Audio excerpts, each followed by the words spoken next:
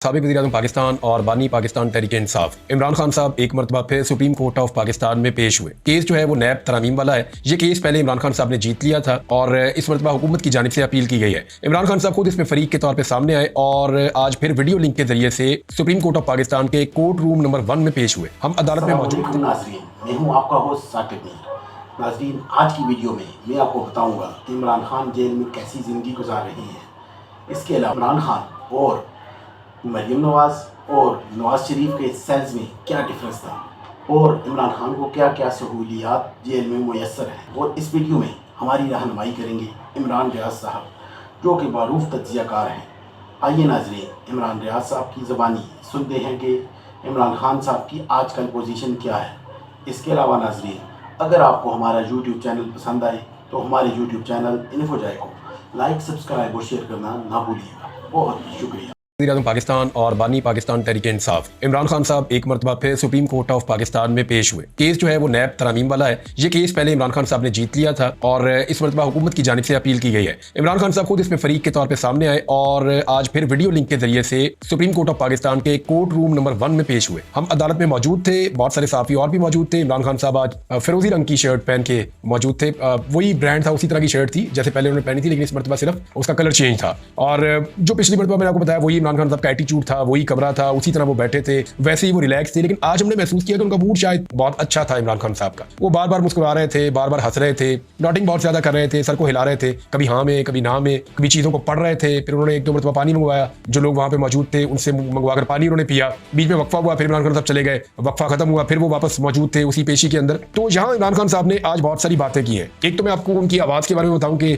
उनकी आवाज़ बड़ी पूरा एतमाद थी और बड़ी मजबूत आवाज़ के साथ इमरान खान साहब ने बात की है। उनके अल्फाज में, उनके लहजे में, उनकी आवाज़ में किसी किस्म की तब्दीली नहीं थी। ये एग्जैक्टली वही इमरान खान है जिसको आप सुनते रहे हैं जलसों में, जुलूसों में, या खास तौर पे जो प्रेस कॉन्फ्रेंसेस हैं उनके अंदर, या जो ये कौम से खिताब करने वाला है कि इमरान खान साहब का एक अंदाज था जिसमें वो अपने पैगामात जारी करते थे। तो ये उस अंदाज से इमरान खान साहब बात कर रहे थे। आपको समझाने के लिए अगर मैं आसानी से कहूं तो सबसे ज्यादा करीब तर इमरान खान साहब का कौन सा जेस्चर था जिसमें वो इमरान खान साहब मेरे पाकिस्तानियों करके सामने कैमरा लगा के एक पैगाम रिकॉर्ड करवा दिया करते थे लोगों के लिए। तो आप इस तरह का समझिए, उनकी वहां उस तरह का लहजा, उस तरह की आवाज और एनर्जी बहुत ठीक ठाक। इमरान खान साहब ने क्या कहा जब उन्हें मौका मिला बोलने के लिए, तो देखिए सबकी नजरें जो है वो इस बात पे थी कि काजी फायद ईसा साहब के बारे में लोग सोचते हैं कि शायद वो इमरान खान साहब को पसंद नहीं करते। और माजी में एक फैसले में ये कहा भी गया है कि काजी फायद ईसा साहब अपने आप को उन केसेस से अलग रखें जहां पे पाकिस्तान तहरीक इंसाफ के बानी चेयरमैन इमरान खान साहब मौजूद हों। तो काजी साहब ने बहुत, यानी मेरे लिए अजीब बात है, अलग बात है कि काजी फायद ईसा साहब ने अपने आप को खामोश रखा जब तक इमरान खान साहब बोलते रहे, एक दो मौकों के अलावा। यानी शुरू में तो तकरीबन 15 मिनट से ज्यादा तक काजी फायद ईसा साहब खामोश रहे, बाकी जजेस इमरान खान साहब से बात करते रहे, जिनमें ज्यादातर जो बातचीत की वो अतर मनल्ला साहब ने की और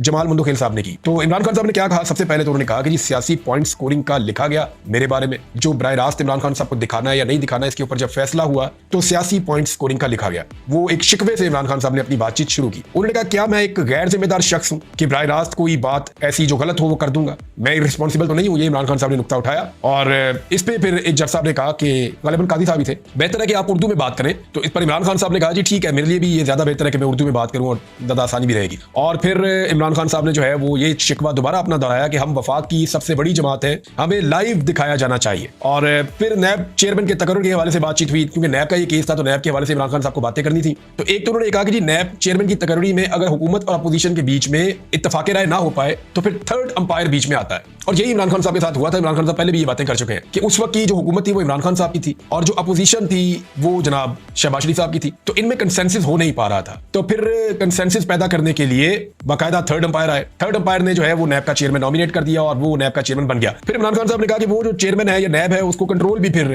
थर्ड अंपायर ने ही किया।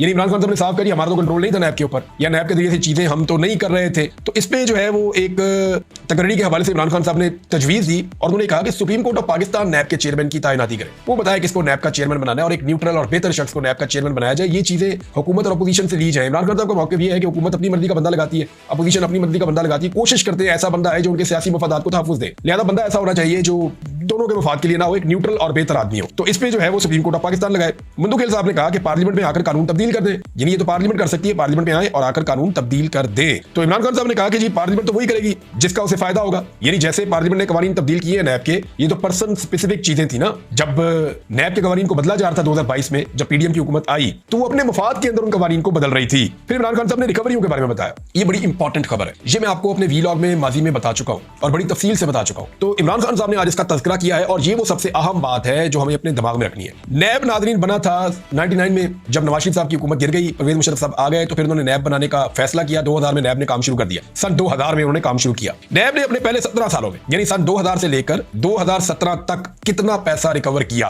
तो जो पैसा नैब ने रिकवर किया अपने पहले 17 सालों में, सन 2000 से लेकर 2017 तक, वो है 295 अरब रुपए, 295 अरब रुपए। और फिर इमरान खान साहब ने अपने दौरे हुकूमत का बताया, जो 17 साल नहीं तकरीबन 3.5 साल का दौरे हुकूमत था इमरान खान साहब का। वो बताते हैं कि एक तरफ 17 साल में रिकवरी हो रही है 295 अरब रुपए, और एक तरफ 3.5 साल में इमरान खान साहब के दौरे हुकूमत में रिकवरी हो रही है 480 अरब रुपए।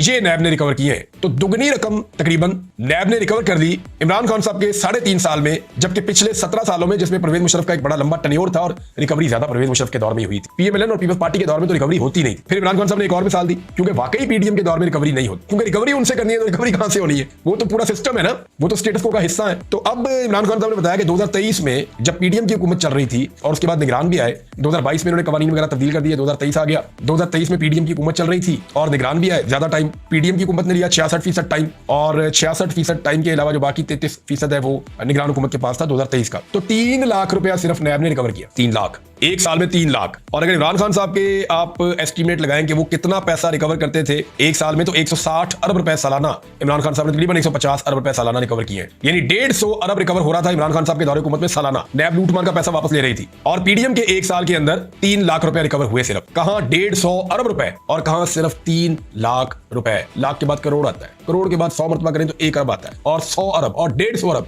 अंदाजा करें कि इमरान खान साहब के दौर में रिकवरी कितनी फास्ट थी कि वो 150 अरब रुपए तक रिकवर कर रहे थे एक साल में, और 3 लाख रुपए उन्होंने रिकवर किया 2023 में। और 2024 में जो रिकवरी हुई है अब तक वो 1 करोड़ रुपया, 1 करोड़ रुपया ये रिकवरी है जी 2024 की। अभी भी हुकूमत जो है वो पीडीएम की मौजूद है पाकिस्तान में। तो ऐसा कानून बनाए जिससे खुद फायदे ना उठाए जाएं। इमरान खान साहब ने कहा कि पार्लियामेंट भी अगर बनाए तो ऐसा कानून बनाए जिससे खुद फायदे ना उठाए जाएं। अच्छा, इसमें जो है वो अतरमुल्लाह साहब ने एक बात की, उन्होंने कहा कोई इशू है तो अदालत से रुजू करें। तो इमरान खान साहब ने कहा कि मुझे 5 दिन में 3 सजाएं हुई हैं, तो क्या जब मुझे 5 दिन में 3 सजाएं होंगी और इस तरह की सूरत बनेगी तो मेरा अदालतों पर क्या एतमाद रहेगा? ये बड़ा अहम सवाल उन्होंने उठाया। जस्टिस मंदू खेल साहब ने कहा कि सियासतदान जेल में जाकर मैच्योर हो जाता है, मगर आपकी बातों से मुझे खौफ आ रहा है। क्योंकि देखिए ये बात उन्होंने इसलिए की कि जजेस ये चाह रहे थे कि वफामत की तरफ रास्ता निकले। वो बार बार इस बात पे जोर इमरान खान साहब को दे रहे थे कि बाकी पॉलिटिकल पार्टीज हैं उनके साथ बैठ के आप लोग बात करें, पार्लियामेंट के अंदर आए, पार्लियामेंट के अंदर आके कानून साजी करें, सिस्टम का हिस्सा बने। वो इस तरह की बातें कर रहे थे और इमरान खान साहब जो है वो बैठने की बात नहीं कर रहे थे। वो क्यों नहीं कर रहे थे मैं आपको आगे बताता हूं, लेकिन मंदू खेल साहब ने एक मिसाल दी। उन्होंने कहा जब आग लगी होती है ना तो ये नहीं देखा जाता पानी साफ है या गंदा है, बस पानी फेंका जाता है आग बुझाने के लिए। तो पानी फेंका जाता है आग बुझाने के लिए। जजेस जो है वो जब वफामत की बात कर रहे थे तो इमरान खान साहब ने वहां पे बात की कि मैंडेट मेरा चोरी हुआ है,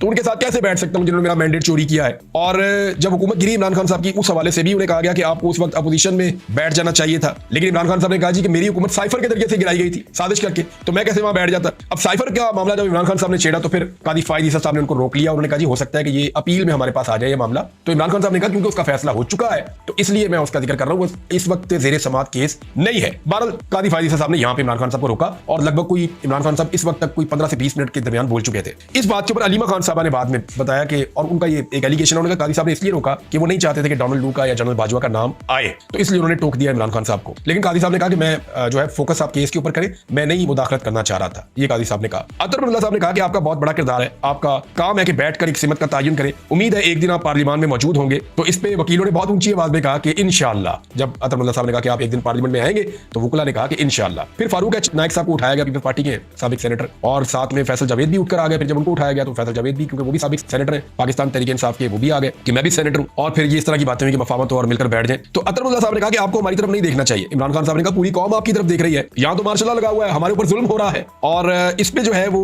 एक मंदू खेल साहब ने स्टेटमेंट दिया और वो स्टेटमेंट जो है वो बड़ा स्टेटमेंट बहुत गौर तलब है। उन्होंने कहा कि आप आखिरी हल सुप्रीम कोर्ट को बना रहे हैं, अगर हम भी फेल हो गए तो फिर क्या होगा? हम आपको देख रहे हैं, आप हमारी तरफ देख रहे हैं। इमरान खान साहब बारहा ये कहते रहे कि नहीं, सारी कौम आपकी तरफ इसलिए देख रही है कि हमारे ऊपर जुल्म बहुत हो रहा है, फिर इमरान खान साहब ने कहा कि जेल को कोई कर्नल साहब चला रहे हैं। इस पे मंदोखेल साहब ने कहा कर्नल कर्नल होता है, आप उसको साहब बना रहे हैं, आप क्या चाहते हैं कि हम जेल का खुफिया दौरा करवाएं? ये चीफ जस्टिस ने कहा, कादी फायद ईसा साहब ने। तो इमरान खान साहब ने कहा बिल्कुल जी करवाएं दौरा। तो उस पर फिर चीफ जस्टिस साहब ने कहा कि जी हम दौरा करवाएंगे। अच्छा जी, ये तो होगी एक डेवलपमेंट। इमरान खान साहब ने ये बातें की, ये फैसला महफूज हो गया है। जो सारी समात में मुझे बात समझ आई वो ये है कि इस वक्त सुप्रीम कोर्ट ऑफ पाकिस्तान का मूड नहीं है नैब तरमीम को जिस तरह पहले रद्द किया गया दोबारा से रद्द कर देने का। यानी मुझे ऐसा लगता है कि हुकूमत ये केस जीत जाएगी। लेकिन इस केस की एक बड़ी दिलचस्प बात है जो मैं आपको बताऊंगा तो आप हैरान हो जाएंगे। इमरान खान वो आदमी है जो इस वक्त नैब के केसेस भुगत रहे हैं। अगर पीडीएम की हुकूमत ने जो नैब के कवानीन बनाए हैं वो कवानीन लागू हो जाते हैं तो इमरान खान साहब की जान छूट जाती है। और इमरान खान साहब उन कवानीन के लागू होने को रोकने के लिए अदालत में मौजूद है। यानी इमरान खान साहब का दोनों तरफ फायदा है। अगर केस जीत जाते हैं तो फायदा यह है कि मैं केस जीत गया, नैब के कवानीन जो है वो वापस इंटैक्ट हो गए, नैब की ताकत वापस उनके पास आ गई। लेकिन निजाम में अब नैब क्या कर सकता है वो आप जानते हैं। और अगर इमरान खान साहब ये केस हार जाते हैं तो इमीडिएट फायदा सबसे पहले इमरान खान साहब को होगा, बाकियों को तो हुआ ही हुआ। उनके तो केसेस से अगर इमरान खान साहब केस जीतेंगे नैब वापस आएगा तो फिर सबके केस खुल जाएंगे। लेकिन अगर इमरान खान साहब केस हारेंगे तो फिर नैब के दांत टूट जाएंगे और नैब इमरान खान साहब को भी नहीं काट पाएगा। ये है बड़ी सिंपल चीज। तो इमरान खान साहब का फायदा केस हारने में है या केस जीतने में, इसको आप खुद डिसाइड कर लें। इमरान खान साहब की जो जेल के अंदर उनकी सहूलियात है उस हवाले से कुछ तस्वीर जो है वो मंजर आम पे लाई गई है और ये रिकॉर्ड गालिबन सुप्रीम कोर्ट में अदालत में जमा करवाया गया है। और उन तस्वीरों को लेकर ये कहा गया है कि जी इमरान खान साहब को सहूलियत मौजूद है, कैद तन्हाई वाला मामला भी नहीं है और वकला को सही देने वाला मामला भी नहीं है। तो जो इमरान खान साहब की शिकायतें थी हुकूमत कह रही है जी वो शिकायतें गलत है। अब जो तस्वीर शेयर की गई वो जानबूझकर ऐसी शेयर की गई, इस एंगल से ली गई ताकि लगे कि बहुत लग्जरी लाइफ इमरान खान साहब गुजार रहे हैं। और लेकिन काम उल्टा हो गया। काम उल्टा इसलिए हो गया कि इमरान खान साहब का जो सेल है ना वो इतना छोटा है कि आप 2-3 कदम भी नहीं चल सकते। यानी अगर आप उसकी चौड़ाई देखें तो वो किसी सूरत भी 8 फुट से ज्यादा नहीं होगा, 8, साढ़े 8 फुट, 9 फुट, मैक्सिमम 8 फुट से 9 फुट। और लंबाई उसकी आप देखें तो वो 10 फुट से ऊपर कभी नहीं हो सकता। तो यहाँ पे एक स्लैब सी लगी हुई है, उसके ऊपर इमरान खान साहब के लिए गद्दा डाला हुआ है। उनके पास एसी नहीं है। ये जो लोग क्लेम कर रहे थे कि 6-7 बैरक्स तोड़ के इमरान खान का कोई बहुत बड़ा लग्जरी किस्म का रूम बना दिया गया है, वहां एसी लगा दिए गए, वो एक महल में रह रहा है, वो सब झूठ साबित हो गया। यहाँ पे एक बहुत छोटा सा बेसन है और जो बाथरूम है उसकी हाइट ज्यादा से ज्यादा 4 फुट है। यानी उसके पीछे अगर बंदा खड़ा हो तो बंदा नजर आता है कि बंदा खड़ा हुआ है। और वो बहुत ही छोटी सी जगह है। मैक्सिमम मेरे ख्याल में बाथरूम का जो साइज होगा वो 3.5 फुट होगा या 4 फुट होगा, मैक्सिमम 3.5-4 फुट का ऐसे, और चौड़ाई में इससे भी कम है। तो ये छोटा सा एक बाथरूम है जिसको इमरान खान साहब इस्तेमाल करते हैं और उनकी जरूरत का सामान वहां पे मौजूद है। तो एक कूलर है जी, एसी नहीं है। एसी का दावा किया जाता था, एक कूलर है, एक एलसीडी लगी हुई है, कपड़े इमरान खान साहब के कोई इधर टंगे हुए हैं, कोई कुर्सी पे पड़े हुए हैं, कोई इधर पड़े हुए हैं और एक्सरसाइज वो करते हैं। उन्होंने अपनी कुर्सी के साथ नीचे वो रबड़ की रस्सियां लगाई हुई है जिनके साथ वो अपनी टांगों की एक्सरसाइज करते हैं और उसी से वो अपने बाजुओं की भी करते होंगे क्योंकि वो जो रबड़ की जो रस्सियां होती है इनसे एक्सरसाइज की जाती है। जो एक्सपर्ट है एक्सरसाइज के वो इसको जानते हैं। इसके अलावा जो बाहर वाला एरिया दिखाया गया है वहां पे एक मशीन पड़ी हुई है साइकिल, जिसको इमरान खान साहब चलाते हैं और उस पर वर्जिश करते हैं। तो ये वो टोटल एरिया है। और कुछ किताबें दिखाई गई हैं जो इमरान खान साहब पढ़ते हैं और वो किताबों की मांग बहुत ज्यादा बढ़ जाएगी पाकिस्तान में, मुझे इस बात का आइडिया है। और एक कबर्ड दिखाई गई है जो बड़े दावे किए जाते हैं कि लाखों रुपए का इमरान खान खाना खाते हैं। तो वहां कुछ नट्स वगैरह पड़े हुए थे और थोड़ी सी चीजें पड़ी हुई थी ऐसी जो नॉर्मली सबके पास घर में होती है, बहुत यानी मिडिल क्लास की बात कर रहा हूँ। गरीब आदमी तो बेचारा कुछ भी अफोर्ड नहीं कर सकता इस मुल्क में। तो ये जनाब इमरान खान साहब का सेल है, बिल्कुल छोटा सा। ये वो आदमी है जिसने सारी जिंदगी शहजादों की तरह गुजारी है, सारी जिंदगी बहुत जबरदस्त तरीके से गुजारी है और पाकिस्तान के लिए हमेशा काम किया और पाकिस्तान के लिए हमेशा नाम पैदा किया। आज वो इस सेल के अंदर पड़ा हुआ है। नवाज शरीफ जिस जगह पे मौजूद थे वो इससे बहुत बेहतर थी। मरियम नवाज जिस जगह पे मौजूद थी उन्होंने एक दौरा किया गालिबन उसी जगह का और वो मनाजिर भी दिखाए गए, वो जगह भी इससे बहुत बेहतर थी। मैंने एक सेल देखा जहां पे मरियम नवाज को रखा गया था, बहुत शानदार टॉप क्लास का था, इससे बहुत बेहतर था। जितने भी कैदियों को मैं जानता हूं जो सियासी कैदी हैं उनको इस तरह के बाथरूम नहीं दिए जाते, उनको अटैच बाथ वाला कमरा दिया जाता है। तो ये चक्की है जो छोटी सी है जिसमें इमरान खान साहब को रखा हुआ है, इसके साथ मजीद चक्कियां हैं लेकिन उन सबको ताला लगा हुआ है। उनमें से किसी के अंदर इमरान खान साहब नहीं जा सकते। हाँ, इनके सामने जो वॉक करने वाला एरिया है तो मैं आपको बता देता हूं कि मगरिब की अजान के वक्त कैदियों को इस छोटे से कमरे में बंद कर दिया जाता है। जो एसओपीज मैं जानता हूं कि जैसे ही मगरिब की अजान होती है इमरान खान साहब को इस छोटे से कमरे में बंद कर दिया जाता है और सुबह फजर की नमाज वो पढ़ लेते हैं। जब सूरज अच्छी तरह निकल जाता है, सुबह की शिफ्ट चेंज होती है लगभग 6-7 बजे, अब गर्मियां 6 बजे हो जाती होगी, तो उस वक्त इस सेल को खोल दिया जाता है और फिर कैदी को मौका दिया जाता है कि वो बाहर आए और बाहर आके वॉक कर ले। और दिन के वक्त थोड़ी वॉक करवाई जाती है। अब तो गर्मी बहुत ज्यादा है तो ये सूरत हाल है जनाब। इमरान खान साहब को जो लग्जरी कहा जाता था, जो वो लाइफ गुजार रहे हैं, तो ये वो जिंदगी है और ये वो तस्वीर है जिन्हें आप देख लें। ये वो आदमी है जो टूट नहीं रहा, यानी इन हालात में भी वो आदमी डटा हुआ है। वो कहता है जी मैं नहीं मानता, पूरा निजाम उसको तोड़ने की कोशिश कर रहा है और वो आदमी फिलहाल नहीं टूट रहा। वो जेल के अंदर मौजूद है और जेल को काट भी रहा है, जवामर्दी के साथ काट रहा है। ऐसी जेल का मियां नवाज शरीफ तस्वुर भी नहीं कर सकते। लेकिन आप ये देखें कि कभी नवाज शरीफ की जेल दिखाई गई है, कभी किसी और की जेल दिखाई गई है। एक लड़के ने कत्ल कर दिया था शाहरुख जतोई ने, उसकी जेल से कुछ वीडियोस आई थी और वो देख के हम हिल गए थे कि घर से बेहतर माहौल उसको मिला हुआ था। मुर्गे शुर्गे भी जेल में ही पाले हुए थे। तो ये साबिक वज़ीर आज़म की जेल।